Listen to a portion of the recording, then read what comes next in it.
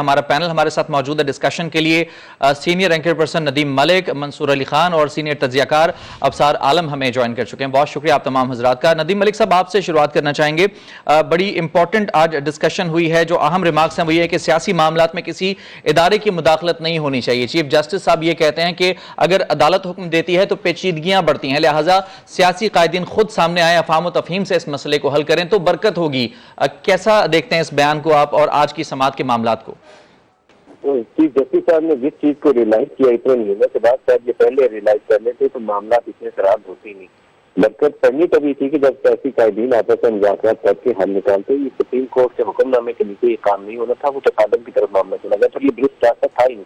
Supreme court dictate कर रही थी, सुप्रीम कोर्ट इलेक्शन कमीशन बन के शेड्यूल का ऐलान कर रही थी, supreme court ministry of finance बन के स्टेट बैंक से फंड का इजरा कर रही थी। अब ये चीजें नहीं होने जा रही थी। आप सारों को बाईपास करके अपने आप को एक सुपर कॉन्स्टिट्यूशनल बॉडी के तौर पर नहीं पेश कर सकते। आइन में जिसका रूल दिया उसमें करना था। तो बहुत अच्छा है कि चीफ जस्टिस ने रियलाइज किया। रमजान मुबारक की पाक रातों के अंदर बहुत बरकत काम हो रहे। एक पाक रात के अंदर ब्रीफिंग हुई थी, दूसरी पाक रात के अंदर आजाद कश्मीर के अंदर इलेक्शन हो गए। वही होते इन पाक रातों की बरकत से पाकिस्तान इन मिसाइल से निकल जाए और कुछ बेहतरी की जानिब आगे रास्ता मिल जाए और आगे बढ़ने के लिए रास्ता वही होगा। पॉलिटिकल डायलॉग होगा आफ्टर बजट। अभी बजट तक मुझे कोई ऐसी उम्मीद नहीं है कि रातों सुबह को इलेक्शन होने वाले। बजट के बाद इनका आपस में केयर टेकर सेटअप बनने की तरफ इत्तेफाक राय होना चाहिए और फिर 3 माह के इलेक्शन का मतलब ये होगा कि ये एंड सितंबर या अर्लीस्ट पॉसिबल ये होगा कि फर्स्ट वीक ऑफ अक्टूबर उसमें कोई इंतखाबात की तारीख के ऊपर इत्तेफाक राय होना चाहिए। ये जो इंटरवीनिंग पीरियड है 4 हफ्ते का, इसके अंदर इलेक्टोरल रिफॉर्म और इंतखाबात की तारीख, इसके ऊपर इलेक्शन कमीशन की रिफॉर्म के ऊपर, इसके ऊपर सियासी जमातों को इत्तेफाक राय करना चाहिए। अब ये सुप्रीम कोर्ट खुद नहीं कर सकती, ये दोबारा सियासी जमातों को ही करना। इलेक्शन कैसे होंगे, इलेक्शन कमीशन क्या करेगा, ट्रांसपेरेंसी को इंश्योर कैसे किया जाएगा और फिर तारीख कौन सी होगी। सुप्रीम कोर्ट सिर्फ इससे एक निगरानी कर सकती है क्योंकि 90 रोज दोस्तबाई करने की मुद्दत खिलाफ हो चुकी होगी। तो इस प्रोसेस को अप्रूव करके इस प्रोसेस को आगे बढ़ने के लिए एक कानूनी राह हमवार कर देंगे। जी सही, ठीक है, साथ ही रहिएगा। मंसूर साहब, अब कम से कम ये मामला तो सामने आया कि बातचीत ही हल है, जिस तरह से सुप्रीम कोर्ट की जानिब से कहा गया और इस पर तमाम पार्टियों ने इत्तेफाक किया सिवाय मौलाना के, लेकिन उनको भी मनाने का सिलसिला जारी है। बिलावल भुट्टो जरदारी ने उनसे मुलाकात की और उनसे कहा है कि आप डायलॉग की तरफ आए, इसमें कोई हर्ज नहीं है। मामला रहता है इमरान खान पर आकर पीटीआई पर। स्पेशली अगर हम इमरान खान साहब की बात करें, क्या लग रहा है आपको ये मामला डायलॉग की तरफ जाएगा या ये मामला यहीं पर इसी तरह से अटका रहेगा और इसका कोई हल नहीं निकलेगा? देखिए, मेरे ख्याल में मैं इस सारी सूरत हाल को एक दूसरे जाविये से देखता हूँ और बात हो रही है मुज़ाकरात की। आपने नदीम मलिक साहब से जो सवाल किया, नदीम मलिक साहब ने भी इसका तज़किरा किया। हम देख रहे हैं कि सुप्रीम कोर्ट के अंदर भी इन्हीं मुज़ाकरात के बारे में बात हो रही है। तो मुज़ाकरात और गुफ्तगू-शुनीद कहाँ पे होती है? मुज़ाकरात और गुफ्तगू-शुनीद आपस में बैठ के बातचीत जो है वो तो पार्लियामेंट के अंदर होती है।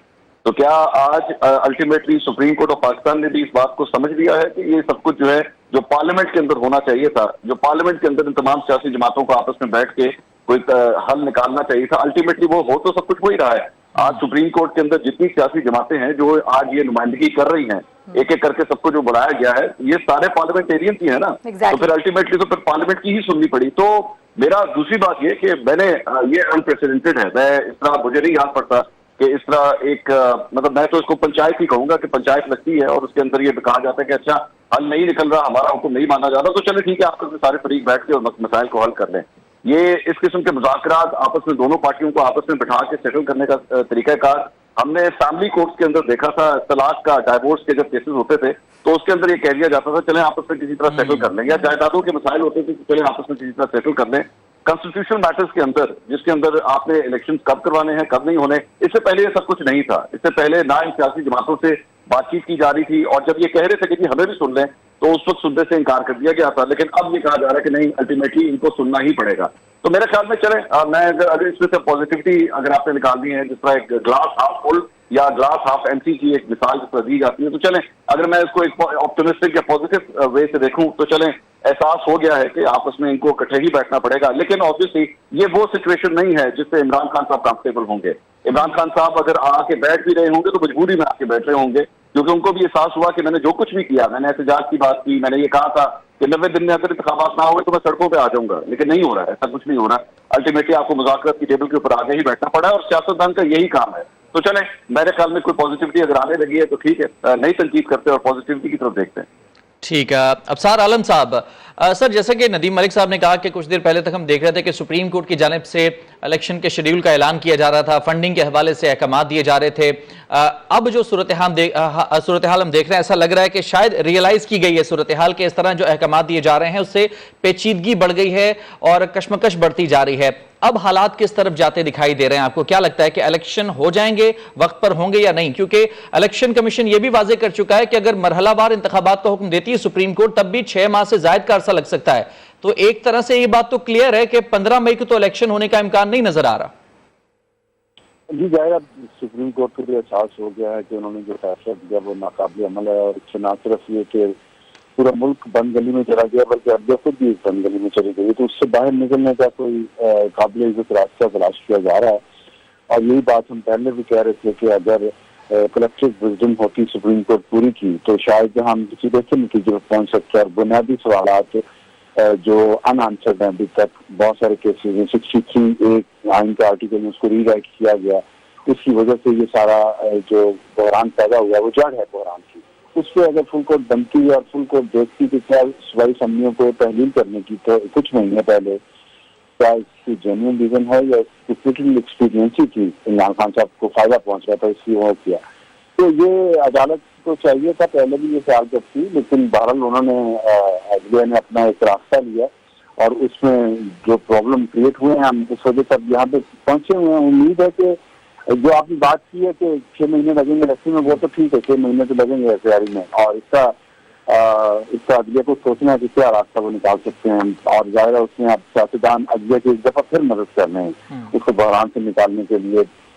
अब उसका बदलाव उन्हें वही मिलता है जैसे जजेस को, जूनियर जजेस को आउट ऑफ मेरिट रस्सी दे के वो सुप्रीम कोर्ट में लाए थे, या वाकई इस दफा खलूस से अदलिया ये चाह रही है कि इस मुल्क को बहरान से निकाले। ये आने वाला वक्त बताएगा, तशील भी कोई नहीं की जा सकती क्योंकि मिसट्रस्ट इतना है हर तरफ, और जाहिर है और जेन्युइनली है मिसट्रस्ट, क्योंकि जिस तरह अब ये बात खुल के सामने आ गई है कि जनरल बाजवा ने ये डील करवाई थी अदलिया और हुकूमत के दरमियान, पीडीएम की हुकूमत के दरमियान, कि 2 जूनियर जजेस को ऊपर ले आए तो टेम्परेचर जो है अदलिया और सियासी टेम्परेचर वो नीचे चला जाएगा, अदालती और सियासी टेम्परेचर जो है, लेकिन वो देखने आप नहीं गया, उसके बाद वो बढ़ गया है। ये जो नीयतें हैं ना, नीयतों की खराबी का फल इस मुल्क की कौम को काटना पड़ रहा है। अगर नीयतें ये हों कि हम आपसे बार्गेन करेंगे, आप हमें ये फायदा दे रहे, हम आपको ये फायदा दे देंगे, तो फिर मुल्क बहरानों में जाते हैं, फिर आवाम को तकलीफें उठानी पड़ती हैं।